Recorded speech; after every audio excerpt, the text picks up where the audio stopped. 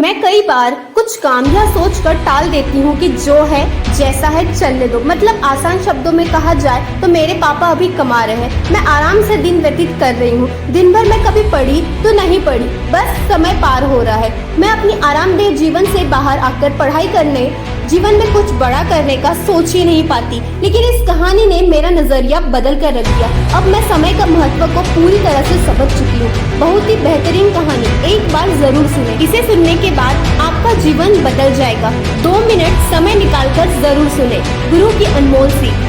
एक गुरु अपने शिष्य के साथ कहीं जा रहे थे। चलते चलते उन्हें प्यास लग गई तो वे दोनों एक खेत के पास जाकर रुक गए। खेत की हालत देखकर लगता था कि खेत का मालिक खेत पर जरा सा भी ध्यान नहीं देता। उन्होंने देखा खेत में एक घर भी है। दोनों जाकर दरवाजा खटखटाते हैं। घर में से एक आदमी, उसकी पत्नी और 2 बच्चे बाहर आते हैं। सभी ने फटे पुराने कपड़े पहने हुए होते।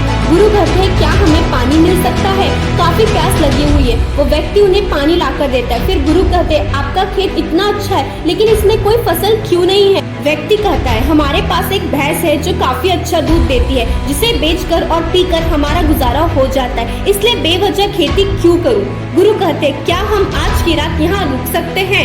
कल सुबह होते ही हम यहाँ से निकल जाएंगे। व्यक्ति कहता है, ठीक है, आप यहाँ रुक सकते हैं।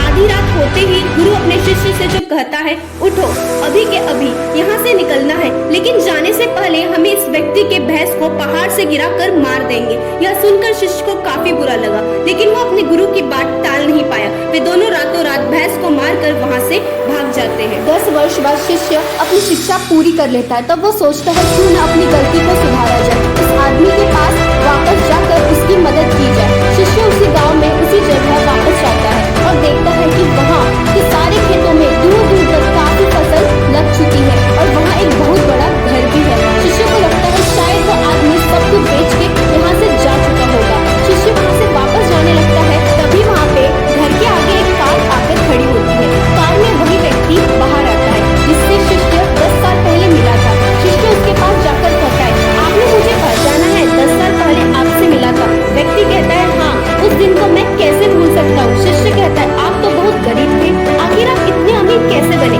व्यक्ति कहता है, क्या बताऊँ, आपके जाने के बाद मेरी भैंस की मौत हो गई। मैं कुछ दिन काफी दुखी परेशान रहने लगा, लेकिन जीवन जीने के लिए कुछ तो करना ही था। मैं लकड़ियाँ काट कर बेचने लगा, जिससे कुछ पैसे आए तो मैंने खेत की बुआई शुरू कर दी। फिर उससे और पैसे आए तो मैंने सारी जगह खरीद दी और फलों की बुआई शुरू करवा दी। और आज मैं आसपास के इलाकों में फलों का सबसे बड़ा व्यापारी हूँ और मेरे पास लाखों रुपए। अगर उस दिन भैंस की मौत नहीं हुई होती तो आज मैं इतना सफल नहीं हुआ होता। जीवन की सीख। दोस्तों, इस कहानी से यह साफ पता चलता है कि जीवन में हर परेशानी आपके लिए बड़ा मौका लेकर आती है। अगर अभी आपके जीवन में परेशानी आई है तो यकीन मानो एक बहुत बड़ी सफलता भी अपने साथ लेकर आई है। यकीन मानिए, बुरे वक्त में आपने हिम्मत नहीं हारी तो आने वाले समय में आप बेहद सफल होने वाले हैं।